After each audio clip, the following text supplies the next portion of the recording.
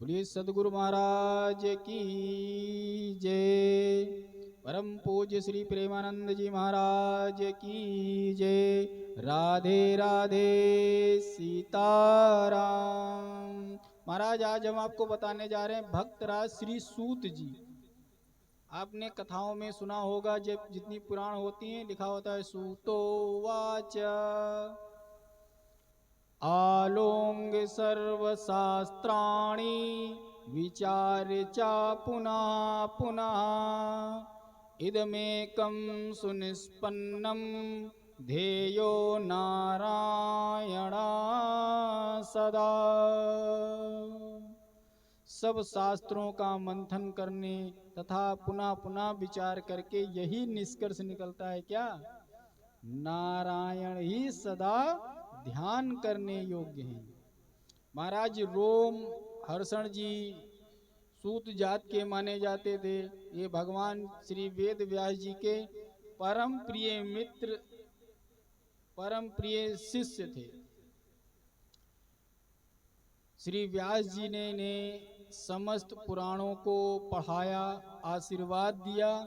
और श्री सूत जी की एक बड़ी खासियत थी, कहते हैं व्यास जी ने ये गुण सिर्फ श्री सूत जी को आता था कि वे जो कथाएं सुनाते थे, जो जिस भाव से सुनना चाहता था उस भाव से उन चरित्रों को यथावत सुनाते थे, उसका इष्ट होकर के। मतलब श्री सूत जी अगर गरुण पुराण सुना रहे हैं और गरुण जी के भक्तों को सुना रहे हैं, तो वह श्रोताओं को इतना भाव विभोर कर देते थे कि गरुण जी ही परम ब्रह्म हैं। अगर वे अग्नि पुराण सुना रहे हैं तो वो जिस कथा को सुनाते थे उस कथा के नायक को सर्वोच्च बनाकर उस भक्त का मनोबल बढ़ा देते थे कि तुम कोई गलत मार्ग पे नहीं हो, तुम नारायण की ही सेवा कर रहे हो। इतने बढ़िया। तो उन्होंने आशीर्वाद दिया, तुम समस्त पुराणों के वक्ता होगे। इसलिए ये समस्त पुराणों के वक्ता माने जाते हैं। क्योंकि देखो, कोई ऐसा व्यक्ति हो तो कभी शंकर जी की तारीफ करे, कभी दुर्गा जी की तारीफ करे, और कभी विष्णु जी की तारीफ करे, कभी मत्स्य अवतार की। लेकिन आप समस्त पुराणों का जब श्रवण करोगे तो महाराज श्री सूत जी कभी पक्षपात करके आलोचना कभी किसी एक दूसरे की नहीं की। जिस भक्त को जो इष्ट होता था, जिस पुराण सुनाते थे, उसी की गुणगान में बिल्कुल वो भक्तिमय हो जाता था। ये सदा ऋषियों के आश्रम में घूमा करते थे। जहां जहां सत्संग होते थे, भीड़ होती थी संतों की, वहां पर जाते। और जैसे शिव भक्त एकत्र हैं तो सब क्या करते, महाराज जी। और ज्यादातर कथाएं नैमिषारण्य में हुई हैं, जहाँ 88,000 ऋषि नित्य जो है यज्ञ किया करते थे। तो जिसने शिव पुराण की बात कर दी तो ये शिव जी के वक्ता हैं, जिसने भागवत सुनने की इच्छा कर दी ये भागवत वक्ता है। तो बड़े अच्छे वक्ता माने जाते हैं। ज्यादातर समय नैमिषारण्य में 88,000 ऋषियों के बीच में पुराणों का कथन किया इन्होंने।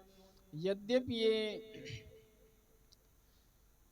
शंका रहती है कि ये सूत जाति क्या है, शूद्र कहते कुछ, तो कथाओं के श्रवण से भक्ति में कोई भी जाति पाति का बंधन नहीं दिया गया है।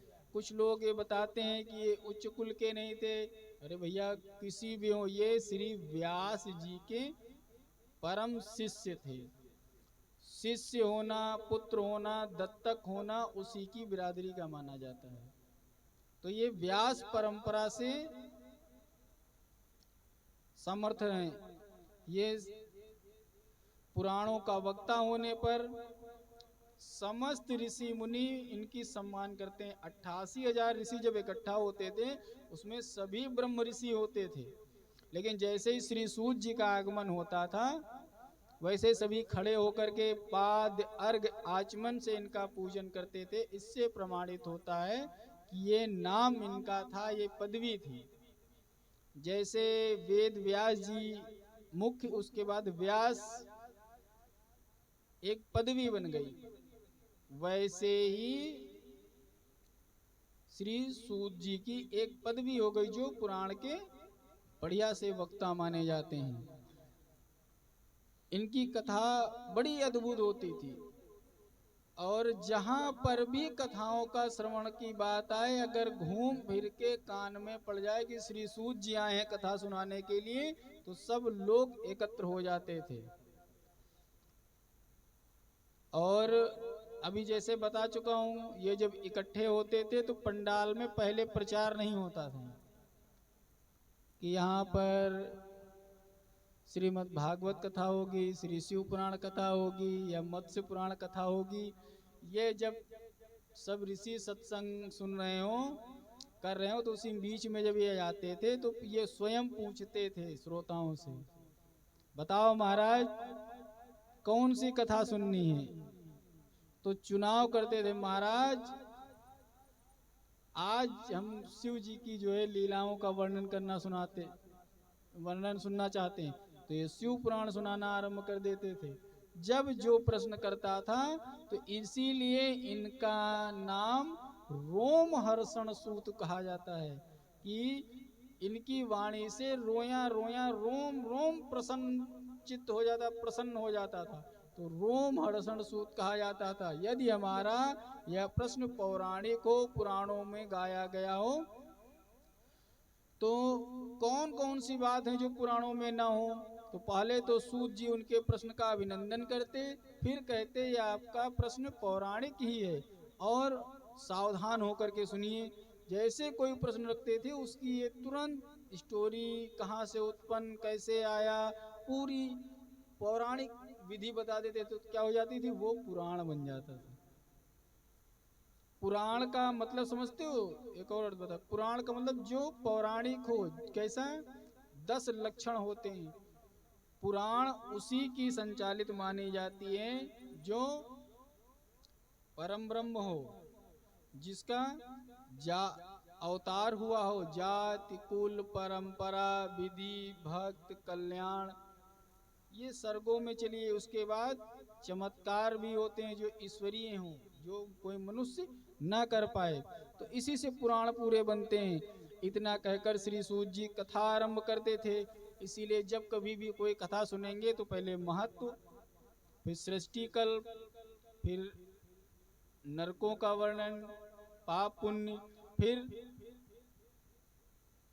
उन अवतारों का वर्णन, फिर भक्तों का वर्णन, फिर समस्त प्रश्नों के उत्तर देकर के उपसंहार। ऐसे ही पुराणे, जितनी भी पुराण मिलेंगी वो आपको इसी तरीके से चलती है। बोलिए राधे राधे सीताराम। ये सदा भगवान लीला के कीर्तन में लगे रहते थे। इनसे बढ़कर भगवान का कीर्तनकार कोई माना नहीं जाता है।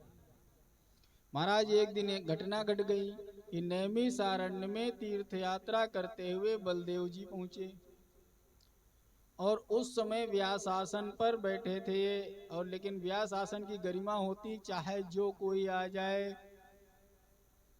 कोई चला जाए, लेकिन कथा को, भगवान कथाओं को, लीलाओं को रोका नहीं जाता है जब तक विश्राम न हो जाए। तो ये आसन की गरिमा के कारण उन्हें देखकर उठे नहीं, और बलराम जी को आ गया गुस्सा कि हमको जो है इन्होंने सम्मान नहीं दिया, इनका सिर काट दिया। अब ऋषियों ने बलराम जी से विरोध किया कि ये आपने अच्छा नहीं किया, हमारे कथावाचक को तुमने मार दिया, और ये बड़ी अच्छी बात संसार में नहीं जाएगी, क्योंकि हमने इन्हें दीर्घायु देकर उच्च आसन पर बैठाया था। अब आपको ब्रह्म हत्या का पाप लग गया है।